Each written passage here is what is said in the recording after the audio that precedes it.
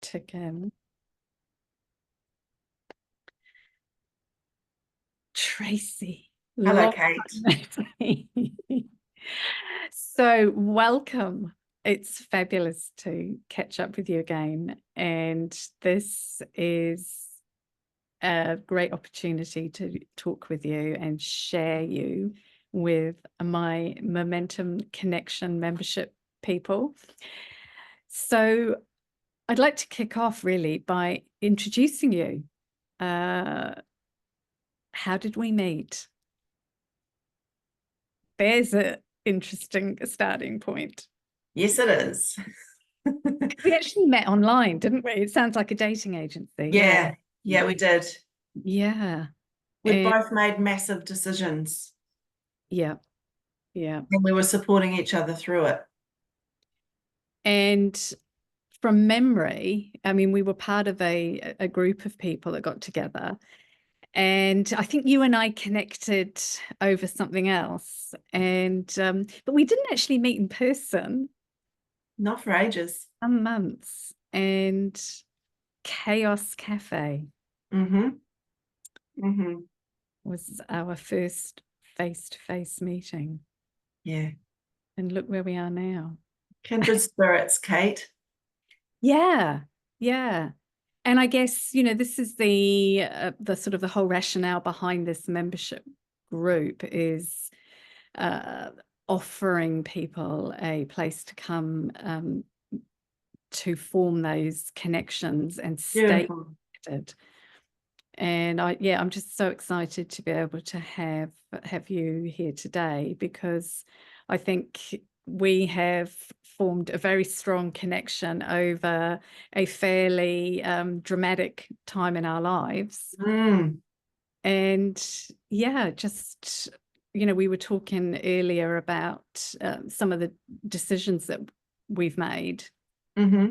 And interestingly enough, I've not long ago done a workshop on making powerful decisions. Mm. And then this morning, I was really fortunate to be tapping into Dean and Tony, who again we share a great connection with. And they were talking, Dean was talking to Stephen Bartlett, and decision making cropped up there as well. So And Stephen's exceptional. I listen to his podcast all the time. He does such great interviews and he knows how to ask the right questions. He really does. What did you learn? Well, the interesting thing that he brought up, because I thought you and I would relate to this, is that idea of, some decisions are pretty massive and irreversible. He described them as irreversible, and those are type 1 decisions. And then the type 2 decision is, you can always go back. You can rewind, or you can go back through the door, I think was his analogy. And he said that most of our decision making on a day-to-day basis is type 2 decisions. And yet we approach them as though they are type 1 decisions. And I thought, especially in your line of work, I'd like you to share a bit about what you're doing now. You're meeting people who've made some pretty major decisions in their life, whether it's worked for them or not. You've also experienced people making life-changing decisions that there is no reversibility. So what are your thoughts around that? Actually, a lot of my clients that I see, they come to me with issues where the decisions haven't been made for them at all. And their lives and the evolution of them as individuals has been influenced by others' decisions generally. So when they're with me, they are figuring out how to make their own decisions, how to craft their life really and establish what they want. So that in itself is a form of decision making. A lot of the people that I see are stuck and they don't know how to make decisions because they don't know how to trust themselves. They don't know how to break through the fear of doing things differently. And to change anything in your life, you have to start doing things differently. So for them, that I think that is the biggest decision-making stuff that happens within session.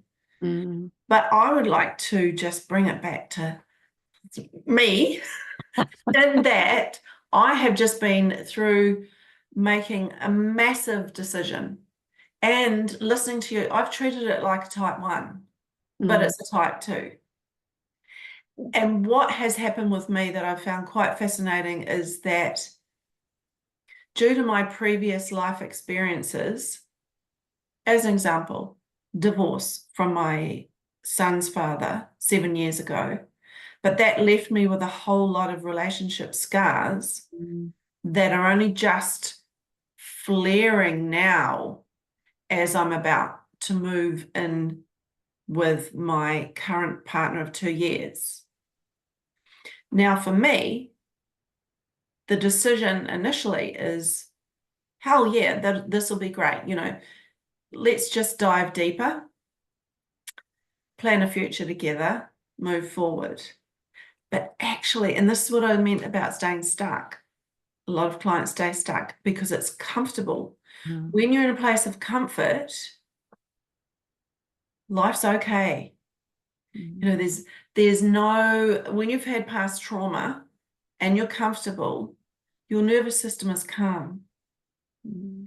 But when you go to do something like make a big decision and change what is your normal, and there's so many things, there's grief of leaving behind what is comfortable, trusting yourself to make the right decision. I mean, what the heck is the right decision? I mean, seriously. And figuring out, is this my intuition or is this just my nervous system based on previous trauma and harsh experiences trying to protect me? So for me, the process of trying to figure all that out has been a mindfuck, quite frankly. Yeah. And I'm so grateful to have my psychological skills to kind of pull back into my own experience, because now going forward, I can help others who are going through that. I mean, it's been a massive process for me, and I've had meltdowns and huge emotions over the tiniest of things because my brain is trying to protect me, and it makes me afraid of the most ridiculous things in this process. You know, I've been in my house for 22 years, so clearing out stuff, preparing to move out, all those memories, you know, that you're sure your conscious mind is okay, but your unconscious mind is just going nuts. Oh, remember that, remember that. And it takes, you know, items, things that have an emotional, energetic connection with you. And so you're holding something, and then you're right back to when you know, experience this item, whatever it might be, and the memories, and then all of a sudden you're back there and experiencing that, and then you have huge flares in your nervous system going to threat response, fight, flight, freeze, big reactions, shut down, angry about what. So this has been a massive process for me. I just wanted to bring it up to normalize it, actually. Yeah, and thank you so much for that, Tracey, because That was a big blah blah, sorry. no, you know, definitely that is extremely helpful. And I know that there are people out there who will appreciate and relate to that. And I think, you know, you've nailed it when you say that with that previous traumatic experience, it just clouds your ability to be rational and make a an informed decision, which was Yeah. interesting because, you know, when I did my workshop, I talked about we talked about using game theory and treating it as a game, not to minimize these decisions or make light of them, but to actually help us to step outside of that emotional view of the game, Yeah. sorry, of the decision. Yeah. And just to try and help us to see it as, okay, if this was a game, do I want to still be involved in it? Is this the game I want to play? Do I like the players? Am I connected to the game? And yeah, but what you just said then about that, those previous experiences can just Oh, that can sabotage everything, hijack you, hijack your brain, your body, all of it. But when you're comfortable, you don't grow. Actually, I have something here that I'd really like to read. The problem with a comfortable life, you stop making new discoveries. The only life that's possible is the life you know. You never make mistakes, so you never have a reason to grow. You slowly wither away, and the thought of what you could be eats you alive. Danko the man. yeah, that's pretty deep, isn't it? So we have to get uncomfortable if we want to grow and Mm. evolve into a higher energetic being. Mm. And funnily you should say that, because you've just triggered my memory of why I got really drawn to you. And I was very aware at that time when we met as a group, that I was being pushed into a situation where I was being forced to grow. I had got very We both were, Kate. and I'm laughing, and I'm not really laughing, but Yeah. yeah, and you at that point had already done something that I wanted to do. And I was thinking, this is the person I need to be hanging with, because she's going to push me. And we actually ended up doing that online training. I've just suddenly forgotten about it, didn't we? Yeah.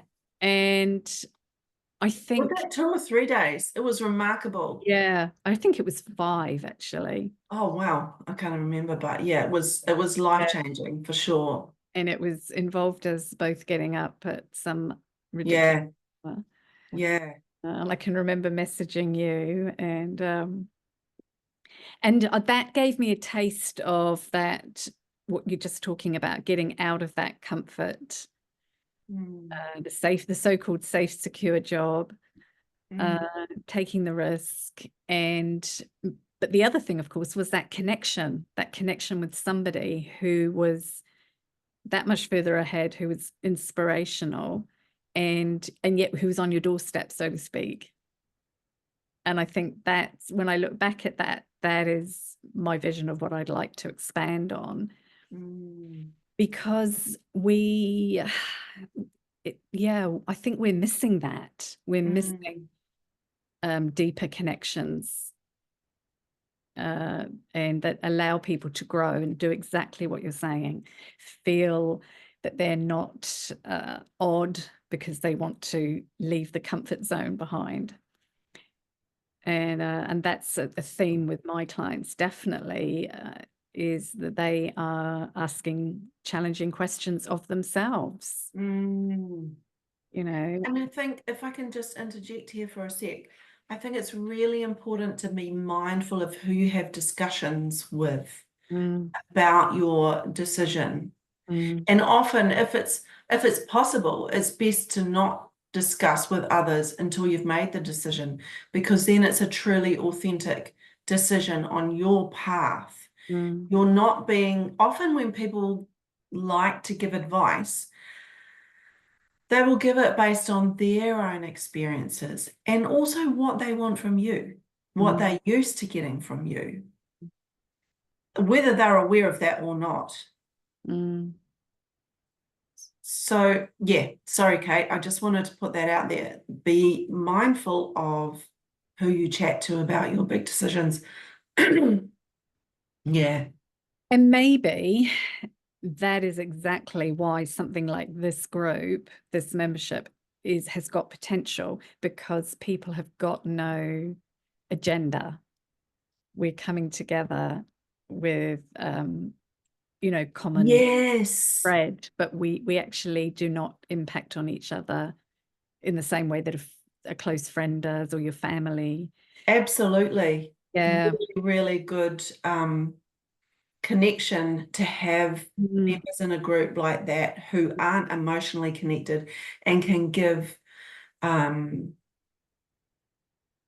unbiased mm, views on things, and just kind of bring up things. Have you thought about this? Have you thought about that? Which is not necessarily influencing them, but bringing alerts up, or mm, yeah. And they're all people who are like-minded because they're in a group like yours, like this, to grow. mm, mm. And the thing that I've noticed is that more and more we're starting to realize that when you bring a group of people together, there is that collective wisdom that everybody in the group has got Beautiful. something to add. And it's been challenging for me, to be honest, Tracey, as the ex-teacher who's used to leading the field. And I think what it's required me to do is put faith in the group. And that's that you've brought the right people together, that you've sown the seeds, and then just having the courage to zip it. And they'll be laughing about that. But yeah, that awareness that everybody brings something Yeah, for sure. group. So but I Yeah. liked what you said about that, that not necessarily intense emotional connection.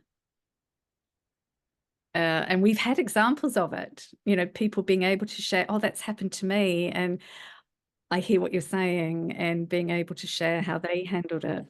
It's a safe place. Mm, You're mm, providing a safe place for your members mm, to explore who they are, decisions they want to make, growth for themselves, where they're not being judged, but being supported instead. yeah. And what are your thoughts on it from a point of view of somebody who's, you're out there, you are in am I right in saying the public sector? Is that the correct term? Yeah, I guess I am. Yeah, the coal face. Yeah, Uh, yeah. you know, and going back to that, creating a safe place for people, it's so challenging in that environment, isn't it? When you've got the constraints that you have to deal with. Mm. And I think that's what's really challenging for people, is their previous experiences again. Oh, Hmm. yeah. Their previous experiences, and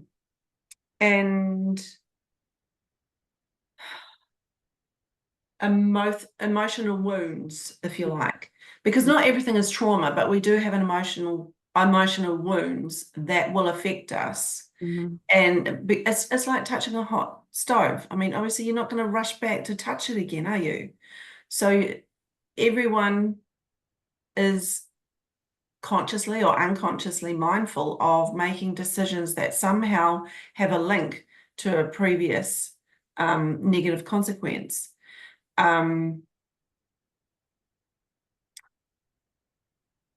My mind just went blank. I was thinking about something. I thought, oh yeah, I need to say It's so deep, so challenging. that. Because it does influence them, Mm, makes them want to stay safe. The mm, nervous system kicks in, mm. and they want to veer away from the thing that's uncomfortable. But it's in that discomfort that is where the growth is. Love And it. it's about learning those skills, Mm, the coping strategies, the values, figuring out who you want to be going forward. mm, So that when you are in that stressful time, when you're hijacked by your body trying to protect you, you can pull on the decisions and the plans and the creation of who mm. you want to be in that moment. if you've done it prior Mm. to figure out which decision you're going to make. Yeah. Yeah. And I think the thing around making decisions that, especially with that Stephen Bartlett example, really resonated with me was that, and you even pointed at it earlier, you know, is there a right decision? And we get caught up in that there is a right decision somewhere, and that can prevent us from actually making It can any. be paralyzing, Yeah. but not And making a decision is a decision. yes, yes, yeah. You're And deciding to stay the same. mm, And and yeah, that can be comfortable, mm, but you're going to get exactly what you've always got. Who yeah, wants to go to McDonald's every single time? yeah. Let's risk it and go somewhere else. Amazing. It's push the boat. Yeah. And he gave an example of that, and I think you and I have talked about this before, you know, successful people, however you like to define success, let's say it's people who make progress, let's use that as an example, make decisions quickly and change their Mm. mind slowly. And yet most of us take ages to make a decision and then keep chopping and changing. And he was talking about an example. It was a father and son, I think, in a business, and they both operated aspects of the business. And he said in the time that he's been working with them, and I think it was over a year, the dad just had to keep running everything by everybody else and Googling it and checking it. Mm. The son made about 30 decisions in the meantime. And he said, you know, you just saw the growth in the business, and the dad was still trying to decide what to do. Mm. And his argument was, even if the son made a bad decision, he was just quickly moving on all the time. So he was still progressing because it was something that he knew that didn't work. And it's a bit like the Thomas Edison thing, isn't it? You know, you keep testing, keep testing. Mm. And I just thought, where we get very hung up on that, don't we? We know it intellectually, but to actually put it into practice, Mm. that idea that it might involve a few mistakes along the way. But Yeah, and to kind of pivot off those mistakes Mm. and Yeah. fine tune things. And then, as you said, it's the learning, isn't it? It's the growth. Mm. It's the Mm. uncomfortableness of, but at least you know something that doesn't work. I thought, oh, wow, I really like that, because I can see it in my own life, you know, that fear of where it stops you doing certain things because you may not be doing it just right, or you're afraid it's not going to work. So therefore it's easier not to do it. And nobody Mm. knows, you know? Yeah. So, yeah, challenging, but it was, his insights were absolute gold, absolute Mm. gold. So I've been What sharing. else did you take from that? The other one I think was he's 31. It's outrageous. I'm Hey. thinking, oh my God, he's, you know, made millions, been incredibly successful in business. And he said he's now decluttering his life Mm. so that he can do more of this service for others, the podcasts and the connections. And I think that really resonated with me, that idea of it's not about chasing the money for him anymore. Mm. And he said, you know, he realized that it was all very nice to have the trappings, but he's got so much more out of this, connecting with people, which comes back to that whole idea of that's what we're missing. Yeah. Yeah, for sure. The relational side of life. Yeah. Yeah. But Yeah. yeah, I definitely could listen to that again. What big decisions have you made lately that you have thought was a type 1 and that it was a type 2? And how Oh, did you deal with it? oh, you're turning this around on me now. Yes, I am, Kate. I have made some big decisions, well, a couple of decisions recently.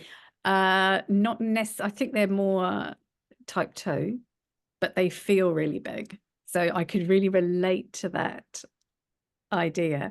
I mean, one of them, Why do they feel big? they felt big because one of them felt enormous because it was a financial investment. Yeah. And I think that always adds another layer to any decision, doesn't it? And see, to me, is that a type 1 or a type 2? Because you can't really take it back. Well, there you go.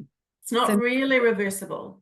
no, well, thank you. So there, maybe it is, and it's to compete in overseas. Yeah. Uh, Oh, but when I applied my model of gameplay and did it fulfill the criteria of connection, collaboration, and community, it was a no-brainer. yeah. And I just thought it's aligned with everything that makes me happy. Yeah. So So that's important. mm, mm. But it was so I was so close because the practical side of me was going, you need to be consolidating, you need to be focusing here, you can't go swanning off. And so it was very useful to actually apply what I share with other people to myself. But I think making that decision, you talk about consolidating it, and that to me that feels almost not standing still, but pausing. Whereas Mm, making the decision that you've made, which is fully in line with your values, mm, it will 10x mm. everything else you do because of the energy that it will give you and the experiences and the growth. Yeah, yeah, yeah. Good for you. But and then the other one, which was more of the from a decision-making process, it was I could feel the old me coming out, am I good enough? Can I do this? Am I clever enough? Was to train as a Centergy instructor for City Fitness. And yeah, that was very much, I was super aware of failure and possibly not, because it's yoga Pilates, and that is Mhm. just something that I have never done. So I am getting bendier and stretchier every day. But the interesting thing there was I was being creative. I was very aware of asking myself, how can I get myself to do something that I am not going to do otherwise? Because Yeah, even though I have the willpower, it only lasts for so long. yeah. How can I create reinforcement? How can I get paid to go to the gym? And yeah, I suddenly thought, oh my God, I could find out if they need instructors. And then I found out they had this stretching class, which is stretching as I need to do that. Mm. And I'm loving it. Oh, brilliant. Absolutely loving it. Look at And the growth, Kate. I know. And I've met some super, super people there. Mm. And it's so amazing to be a learner again. That's also your values kicking in, that you talked about with your trip. It's the same values. Mhm.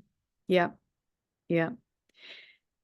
And I think being a learner and it just reminds you of how difficult it is to make changes, put yourself, in challenging positions, and quite literally.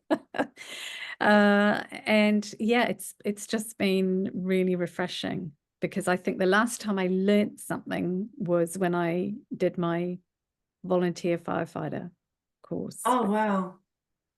When I actually sort of did a proper training. Yeah, I think yeah, that's the last time. Yeah. yeah. So, And I bet you were nervous and unsure of yourself. mm, And that's the other thing with making decisions is when we make a choice, it's so important to back ourselves and just go in with gusto instead of looking back. yep, yep. And I think, you saying that, it's the thing that it's reminded me is those small steps as well. Mm, You know, I'm constantly saying that to my clients, especially in terms of fitness, or if they're, you know, they're trying to adjust their food or what anything is noticing the small wins. mm, And I'm being faced with that myself, because suddenly I have to learn a whole routine, 9 different 5-minute segments. wow. Uh, and I thought, yeah, it's so easy to think I've just got to learn it all off on one pat, and actually breaking it down to not only the 5 minutes, but to individual moves within that 5 minutes and saying, yeah, I've got that one nailed. So yeah, it's been a timely reminder to practice what I preach. Mm. Yeah, cool. So those are the two decisions, I guess, that have been at the forefront recently, Mhm. for me. But then obviously you have made this pretty pretty major one yourself. Yes, I have. I've made a choice and I'm going into it with gusto. Yeah. But that doesn't, I'm also honoring the process too, Mm, because just being, as I mentioned before, being in my home that I've renovated and with love and made it my calm space. mm, Um and to move on. And it's just changing the way we think. So, yes, there's been an element of grief, but it's also about shifting that around. So, I'm leaving behind my lovely home that I really love, mm, but I'm also letting other people share it now. And that allows me to open new doors mm. and build new homes and create new places that I love. And if I stay in this one, I don't get to explore and create the new stuff, which again is where the growth is. Yeah. Yeah, rather than playing it safe. Then playing it safe. And I think you've also reminded me of that one, that we tend to look at what we're losing as Mhm. opposed to what we're gaining. And I'm Yes. hardwired for that, aren't we? It's like Yeah. uh, the minute we mention the word change, it's like, oh my God, Yeah. yeah, what am I losing? And maybe, and again, changing language, not just thoughts, but language. Mm, What mm, am I losing? mm, What am I gifting to others? What yeah. am I outgrowing Mm. and shifting into now? What am I evolving to now? Yeah, language is so powerful. Oh, thank you for saying that. Well, it is. I'm Yeah. constantly talking to Yeah. my clients about it and catching them out with the Mm, language that they use, because our brains hear that. yeah. And then we take that on as a truth, Mm, when often it can be culturally defined too, and familiarly, mm, if that's even a word, but from our family. yeah. A lot of assumptions and language and things from our family that are not necessarily going to do us a lot of favors, but Mm, it's hardwired, and we're not aware of it, mm, but it's limiting because our brain hears it and, yeah, treats it as a truth. mm. Nice. And surely that, and especially in both of our roles, that's part of our role, isn't it? Just to gently remind people, are you aware of that, of what you're doing when you say that? Yeah, it's I feel like my role, and I think I've talked to you about this before, and you probably know this analogy. It's about being the two mountains. And so you might have a client who is stuck, again, decision making or Mm, not, but they're on a mountain and they're an expert mountain climber and they're climbing up, but they've reached a ledge and they can't see beyond that. So they're stuck. And I'm on the other mountain And I might not be an expert mountain climber, but I can see where they are and where the best path for them to go beyond that ledge. And so where to put their hand next and their foot next. So that's my role, is to guide with, helping them figure out that path around the ledge where they're stuck, so they can reach the top of the mountain. Brilliant. I love that analogy, and it's how we work. Yeah, and I think that comes back to something that's really important, that's been important for me, is that idea of collaboration in the process. Yeah. As you say, you're not an expert mountain climber, but you have got skills and you've got the vision. And it's that idea of collaborating with your client to get a shared outcome. Or not a shared outcome, the outcome they want through that sharing of ideas, as opposed to that very sort of, I'm the expert. And the deficit model, Tracey, this fascinated me as well. When I set up this group, and even working with my clients, is trying to avoid that idea that people come to you with a deficit. And somebody was talking to me about it the other day, and she said that's what she liked about this group, that I hadn't said, oh, it's for women who are struggling with something. That we actually, it's about asking questions and looking for stuff, as opposed to, I have a problem. And I think I we can are just come back to what you mentioned about, the vision. So that also comes back to, yes, we have the vision, but we have a different vision.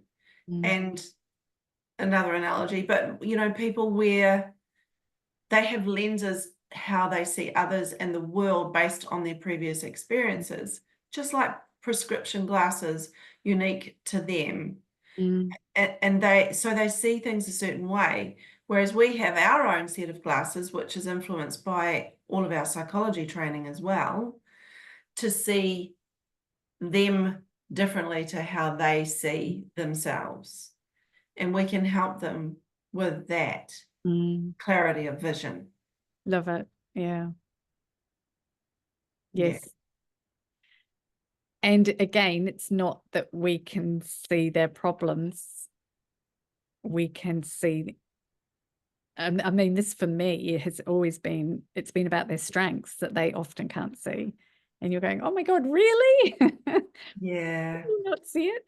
Yeah. And I think that's what's been really rewarding for me, is helping people to recognize those small steps, the wins, but their incredible list of strengths that they are just blissfully unaware of, and which have surfaced in this group, because then they've been able to step up and chip in.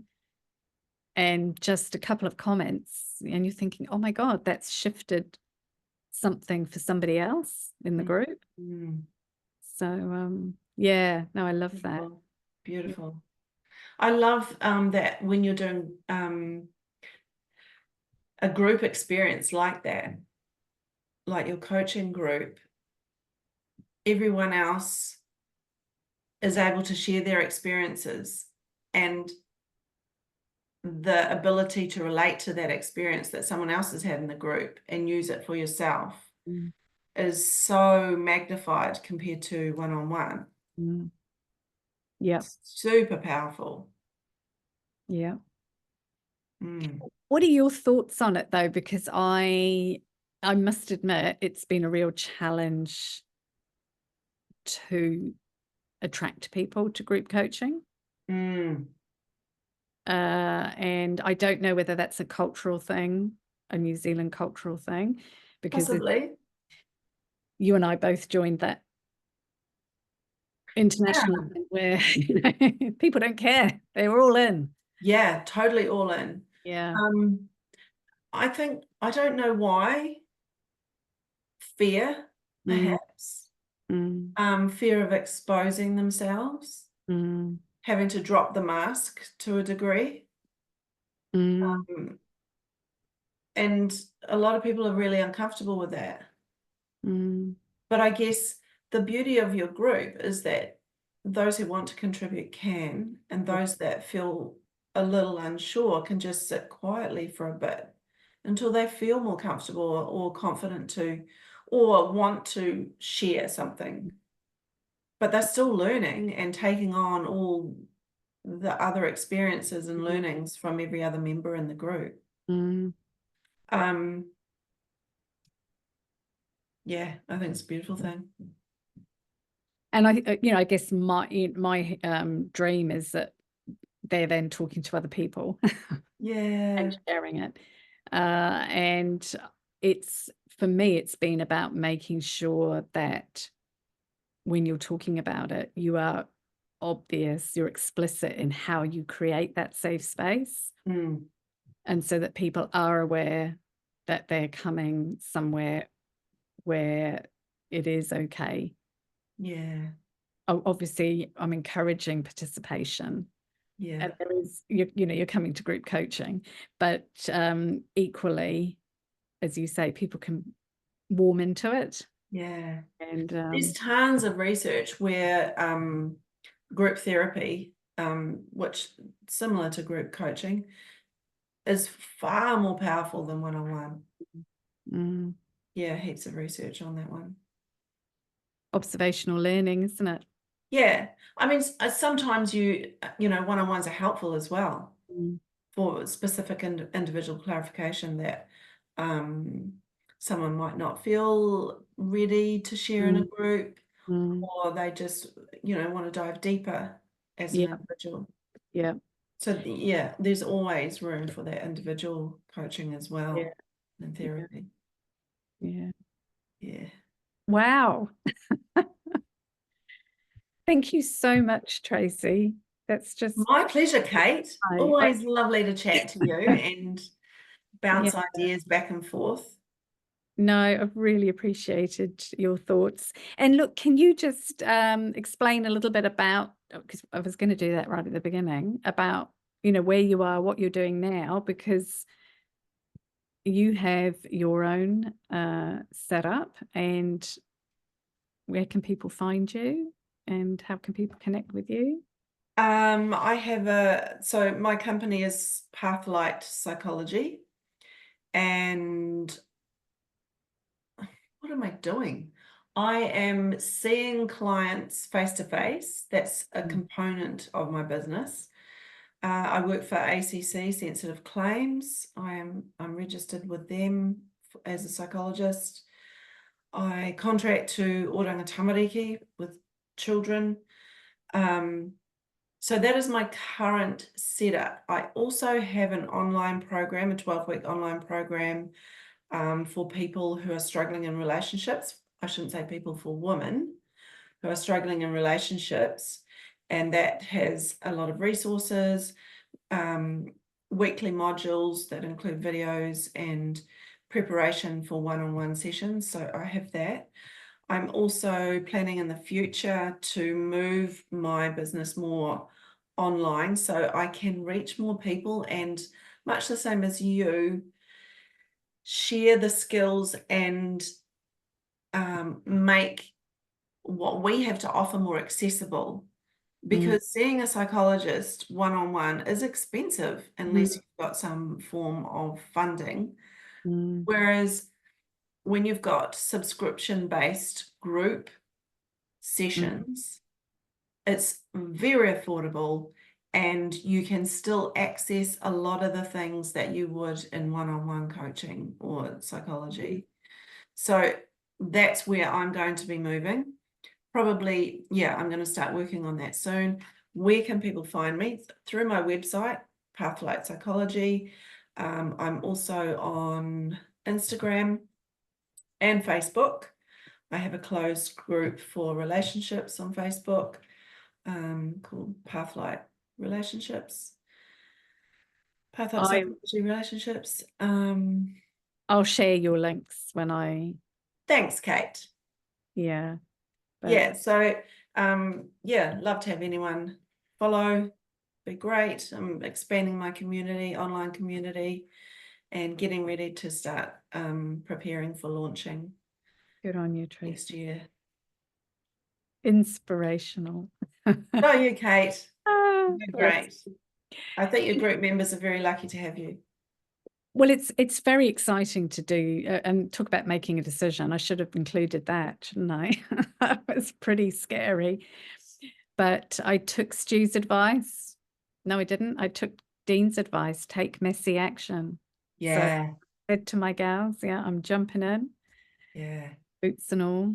That's But yeah, really appreciate your time today. Thank you so much. I my really pleasure, enjoyed it. Kate. And watch this space. We will watch this space. See ya. See ya.